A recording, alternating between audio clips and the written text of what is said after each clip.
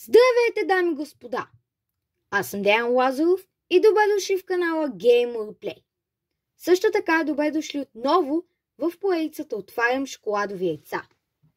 Днес ще направя анбоксинг на 2 шоколадови яйца от най-новата колекция на Kinder Joy, а именно от колекцията от филма Stranger Things. Преди да продължа, пишете долу в коментарите дали събирате тази колекция.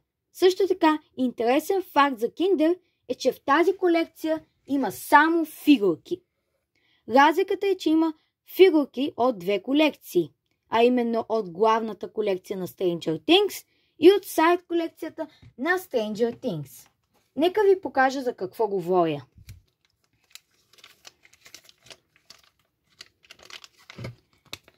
Тук, където виждате, са всичките фигурки от главната колекция на Stranger Things. А всички други фигурки, които не виждате тук и ги няма, са от сайд колекцията на Stranger Things.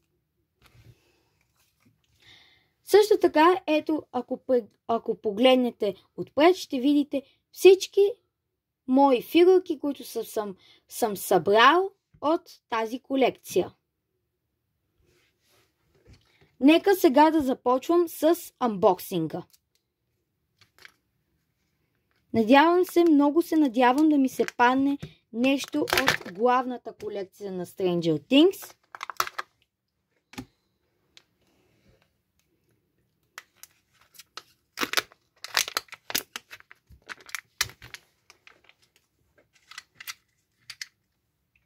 За съжаление, първото нещо, което ми се пада, нека да го сглобя първо и да ви покажа, е от сайд колекцията, което също така, както казах, го няма в главната колекция, което е много гадно, но нека да си пробвам отново късмета с второто шоколадово яйце.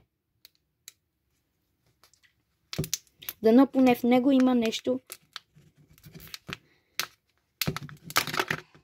което не е от сайд колекцията или поне е хубаво. Изглежда хубаво.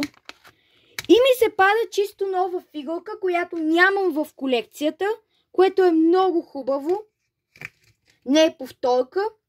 Интересно е, че всички фигурки, които са ми се падали от главната колекция, не са повторки. Всичко това е ново, което не е повторка.